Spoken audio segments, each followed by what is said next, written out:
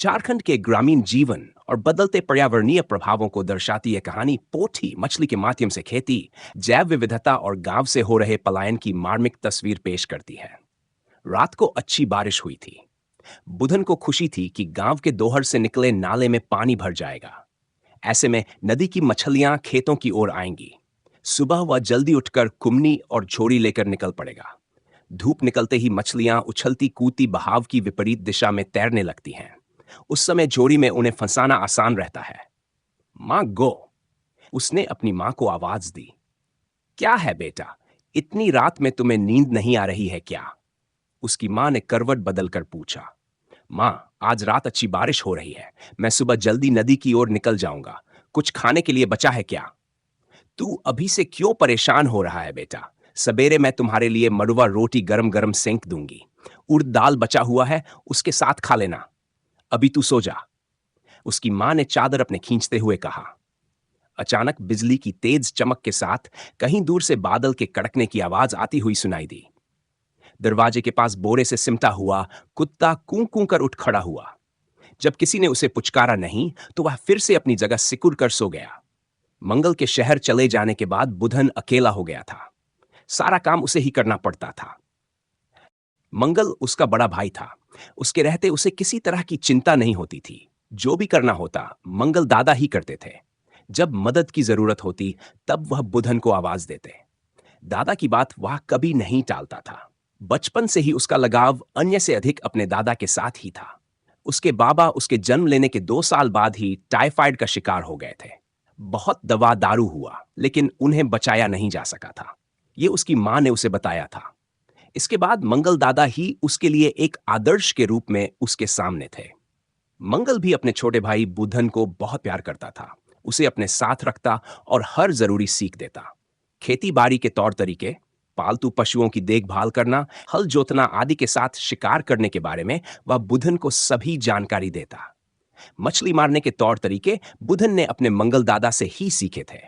सुबह बुधन के उठने से पहले ही उसकी मां जाग गई थी।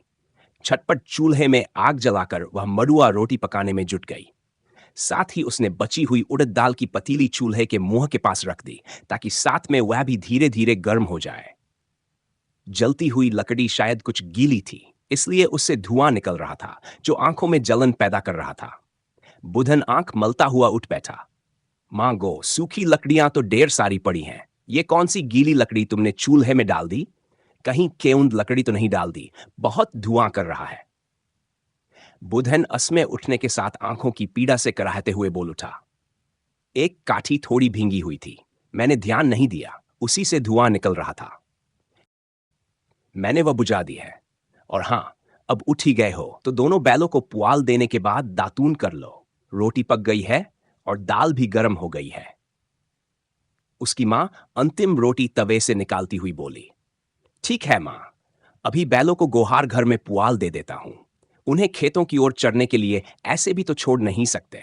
टांड और चवड़ा खेत में बीज बो दिए थे, उसमें पौधे भी हरे भरे होने लगे हैं। खुला छोड़ देने से वे उन्हीं हरे पौधों की ओर भागने लगते हैं। बुधन ने अपना बिछावन समेटते हुए कहा। फिर कमरे के कोने में जाकर वहां से सरई दातून का एक टुकड़ा उठाया और दांतों से चबाता कमरे से बाहर निकल गया। आंगन में आकर उसने ऊपर आकाश की ओर देखा। छिटपुट बादल ही इधर उधर घूम रहे थे। अभी दिन में तुरंत बारिश होने की कोई संभावना नहीं थी। वह मन ही मन खुश हुआ। धूप रहने पर मछली मारने का आनंद कुछ दूसरा ही होता है। बैलों को पुआल देकर और हाथ मुंह धोने के बाद वह बरामदे में पीढ़ा लेकर बैठ गया। उसकी मां ने कांसे की थाली में मां की 3 रोटियों के साथ डुभनी में उड़द की दाल उसके सामने परोस दिया। पास ही लोटे में पीने के लिए पानी भी रख दिया उसने। नदी की ओर जाते हुए वह अपने खेतों में लहलहाते धान के पौधों को देखकर खुश हुआ। 1-2 सप्ताह में पौधों के बीच निकौनी का काम शुरू करना पड़ेगा। कितनी भी कोशिश कर लो, खेतों में अनचाहे जंगली पौधे निकल ही आते हैं। इन्हें निकालने के लिए मां ही आती है। घर में भातियन रांधने के बाद छाता लेकर वह खेतों में निकौनी के लिए आ जाती है। आधा दिन झुककर जंगली घास निकालते निकालते उसकी कमर में दर्द हो जाता है। लेकिन करें भी तो क्या करें, निकौनी बहुत जरूरी है। मां अक्सर इस दौरान खेतों में पौधों के बीच घोंघी भी बीनती जाती है। जब भी मां निकौनी के लिए जाती, घोंगी जरूर लेकर आती है। फिर उन्हें उबालकर बेल पेड़ के कांटे से निकाल लेती। नदी के मुहाने पर पहुंचकर बुधन जाल वाला जोड़ी निकालकर दोहर की ओर से आने वाले नाले में डालता और फिर उसे उठा लेता। हर बार 10-15 पोटी मछलियां जोड़ी में फंस जाती। उन्हें बांस से बनी टोकरी में वह भरता जाता। चूंकि पिछली रात जोर से बारिश हुई थी, इसलिए पानी मटमैला हो गया था। इसलिए पानी के अंदर वह देख नहीं पा रहा था। अंदाज से ही वह अपना जाल डालता और मछलियां फंसने पर उत्साहित होकर उल्लसित होता। उसका कुत्ता भोलू एक टिटहिरी के पीछे भौंकता हुआ दौड़ा। दरअसल बुधन ने जाल में मछलियों के साथ फंसे मेंढक के बच्चे को दूर फेंक दिया था। टिटहिरी ताक में थी। वह उसकी ओर झपट पड़ी। भोलू ने समझा बुधन की मछली चिड़िया ले भाग रही है। वह उसके पीछे भौंकता हुआ भागा। एक आध घंटे तक मछली मारने के बाद बुधन घर की ओर लौटने लगा। पोठी मछलियों से उसकी आधी टोकरी भर गई थी। पहले तोगरी और अन्य छोटी मछलियां भी मिल जाती थीं, लेकिन अब मछलियां भी कम आने लगी थीं। इसके पीछे भी एक बड़ा कारण था। पहले गांवों में किसान अपने खेतों में लगी फसल के लिए गोबर और घास आदि से बनी खाद ही डाला करते थे। लेकिन अच्छी पैदावार बढ़ाने के नाम पर चलानी खादरिया और सल्फेट का प्रचार प्रसार किया जाने लगा, तो गांव के लोगों ने गोबर खाद की जगह यह चलानी खाद डालना आरंभ कर दिया। धान के पौधों को कीट पतंगों से बचाने के लिए पहले गांव के लोग नीम, सिंदुआर और करम पेड़ की डालियां खेतों में गाड़ देते थे। लेकिन अब रासायनिक स्प्रे बाजार में मिलने लगे, तो किसान इनका प्रयोग करने लगे। इसका विपरीत असर खेतों के पानी में पलने वाली मछलियों और अन्य जीव जंतुओं पर पड़ने लगा। छोटी मछलियों, बुदुम छली तो इन रासायनिक दवाओं को बर्दाश्तहीन ही कर पाती हैं।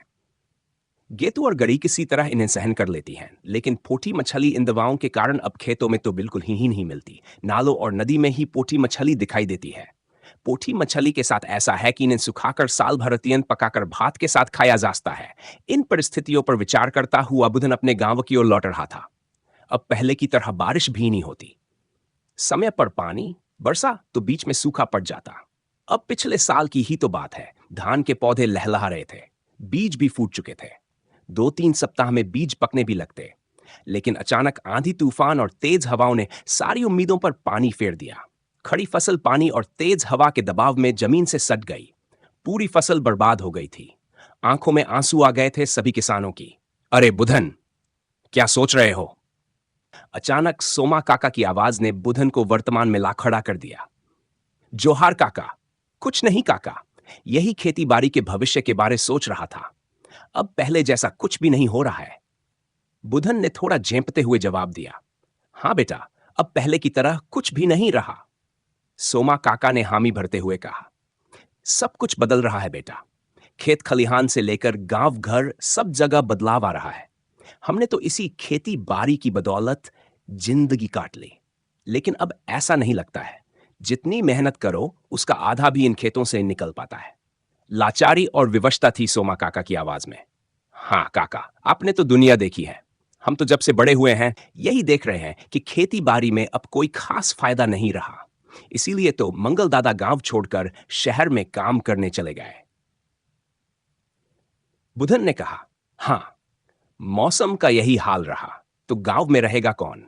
पेट भरने के साथ तन ढांकने के लिए कपड़ा लत्ता और अन्य चीजों की भी तो दरकार है। धान बेचें या बचाकर खाएं। बस धीरे धीरे जवान लोग तो गांव छोड़कर शहर की ओर चले ही जाएंगे।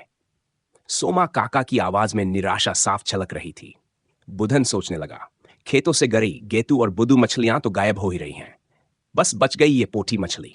इस कहानी में झारखंड के ग्रामीण जीवन का चित्रण है। खेती में रासायनिक उर्वरक और कीटनाशक के बढ़ते प्रयोग से नष्ट होती जैव विविधता के कारण आसपास के तालाबों एवं खेतों से मछलियां गायब हो रही हैं। साथ ही फसल की उपज पर भी इसका बुरा प्रभाव पड़ रहा है। लोग गांव से पलायन कर रहे हैं। यह कहानी छोटी सी मछली पोठी के माध्यम से इन्हीं मुद्दों पर हमारा ध्यान खींचती है। थैंक्स।